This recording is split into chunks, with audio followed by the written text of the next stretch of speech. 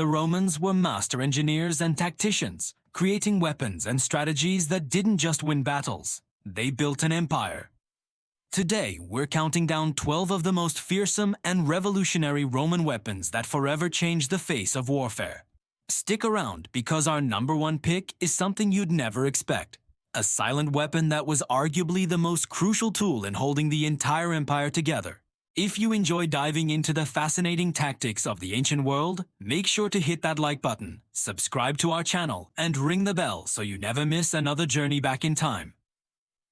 Kicking off our list at number 12 is the Pilum, the iconic Roman throwing spear. At first glance, it might look like a simple javelin, but its genius was in the details. The Pilum consisted of a long wooden shaft attached to a thin, soft iron shank that terminated in a hardened point. This design was a masterstroke of tactical engineering. When a legionary hurled a pilum, its point was sharp enough to pierce an enemy's shield and even the armor behind it. But the real trick was what happened next. The soft iron shank would bend upon impact. This simple feature had two devastating effects.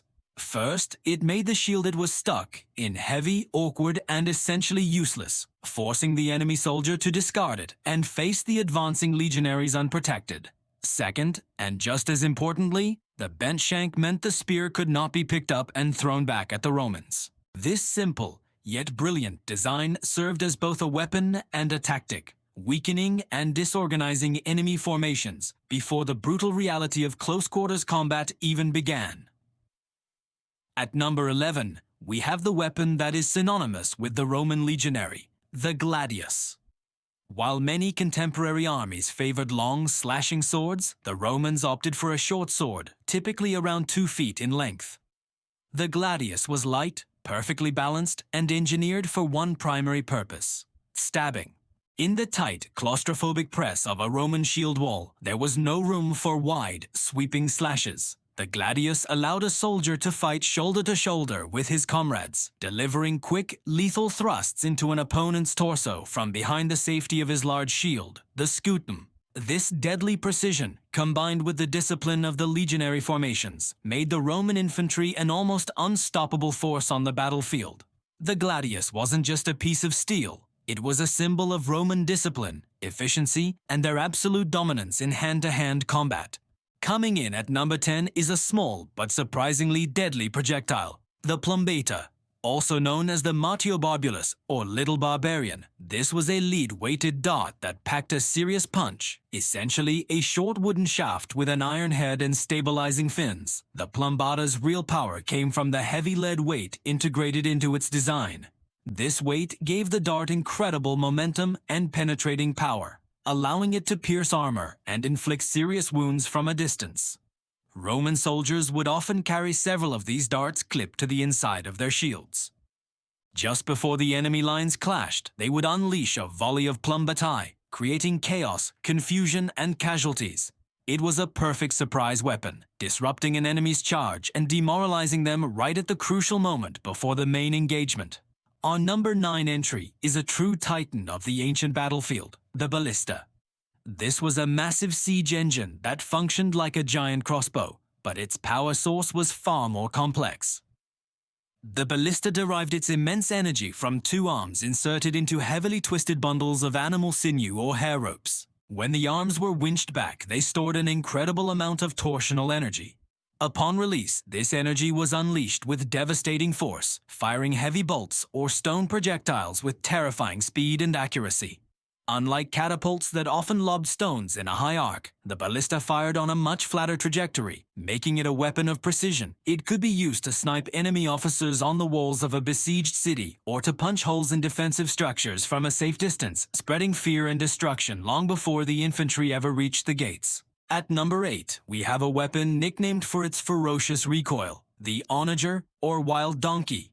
This was a type of catapult, a true siege buster designed for brute force over finesse. The Onager used a single, powerful arm, also powered by twisted sinew ropes, which would swing upwards and forwards, launching a projectile from a sling or bucket at its end.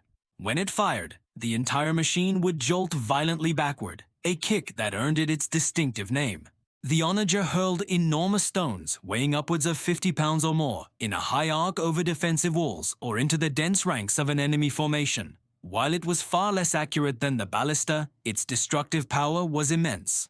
The primary role of the Onager was to smash fortifications, batter down gates, and create breaches in city walls, paving the way for the legionaries to storm the city. Sailing in at number 7 is an invention that revolutionized Roman naval warfare, the Corvus. For centuries, naval battles were about ramming and maneuvering. The Romans, initially not a great seafaring people, were consistently outmatched by the experienced navy of their great rival, Carthage. To solve this problem, they invented the Corvus, or Raven. It was a brilliantly simple boarding bridge, about 36 feet long and 4 feet wide, mounted on the prow of their ships. At the end of the bridge was a heavy, sharp spike, shaped like a bird's beak. When an enemy ship drew near, the Romans would drop the Corvus, and its spike would slam down, piercing the enemy's deck and locking the two vessels together. This ingenious device effectively turned a sea battle into a land battle. Roman legionaries, masters of close-quarters combat, could now storm across the bridge and fight the enemy sailors hand-to-hand, a contest the Romans were destined to win. The Corvus was a game-changer, instrumental in Rome's victory over Carthage in the First Punic War and establishing its naval supremacy. Our number 6 spot is dedicated to the iconic armor of the Roman legionary, the Lorica Segmentata. This advanced form of plate armor was a masterpiece of Roman craftsmanship. It was composed of overlapping metal strips, primarily iron, which were fastened together with internal leather straps.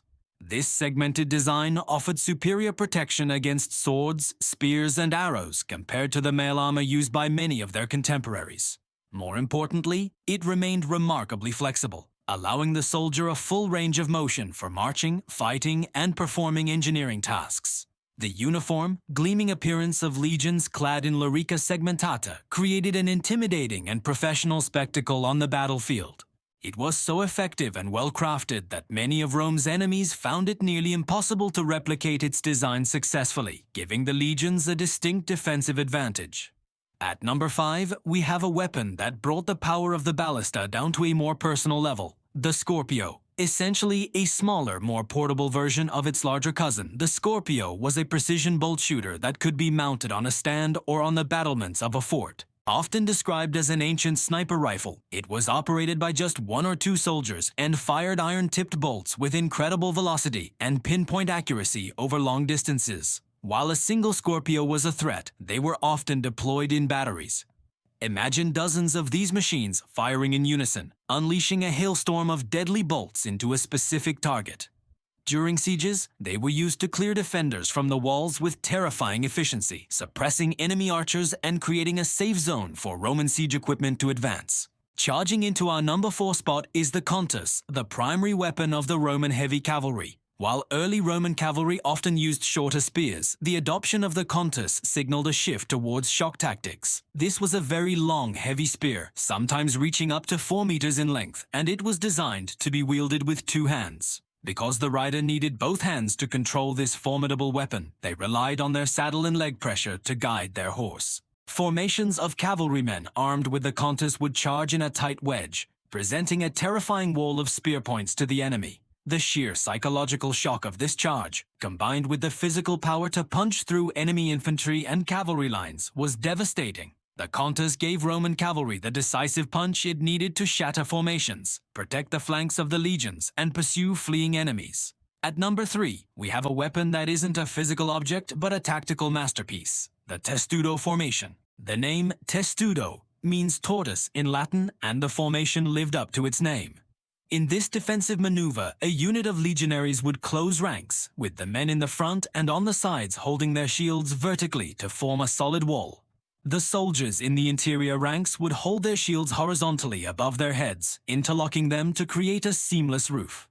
The result was a slow-moving armored box, a mobile fortress that was nearly impervious to arrows, slingstones, and other projectiles. The Testudo was especially crucial during sieges, allowing legionaries to advance safely to the base of enemy walls, protected from the rain of missiles from above. It was the ultimate symbol of Roman discipline, teamwork, and tactical unity. Looming at number 2 are the imposing siege towers. These were the ultimate expression of Roman siegecraft, massive, multi-storied wooden structures rolled up to the walls of a besieged city. Often built on site, these towers were marvels of military engineering, sometimes rising higher than the defensive walls themselves. To protect them from flaming arrows and incendiary projectiles, they were typically covered with animal hides or layers of wet materials. Inside, ladders or staircases allowed Roman troops to ascend to the top level, from which they could fire down upon the defenders or storm across a drawbridge onto the battlements. The sheer sight of one of these behemoths being slowly wheeled toward a city's walls was enough to strike terror and despair into the hearts of its defenders, often breaking their morale before the final assault even began. And finally, at number 1, we have the most unexpected and arguably the most powerful weapon in Rome's entire arsenal, the Roman roads. This wasn't a weapon used to kill in battle, but it was the very foundation upon which Rome's military dominance was built. The Romans constructed an astonishing network of over 250,000 miles of roads, connecting every corner of their vast empire. These impeccably engineered roads were the arteries of the empire, allowing legions to move with unprecedented speed from one trouble spot to another. They ensured that supplies, reinforcements, and vital communications could flow uninterrupted to the frontiers. More than just military highways, these roads were the silent weapon of logistics and integration. They bound conquered lands to Rome, facilitating trade, spreading culture, and allowing for swift administrative control. Without this incredible infrastructure, the legions would have been isolated, supply lines would have faltered, and the empire's military might would have been impossible to sustain. The roads were what held it all together, from the simple genius of the Pilum to the strategic brilliance of their road network. These 12 innovations demonstrate that Rome's power was a product of both brawn and brain. They transformed the art of war and laid the groundwork for an empire that would last for a millennium. Which of these weapons surprised you the most? Was it the navel-changing Corvus or the silent power of the Roman roads? Let us know your thoughts in the comments below.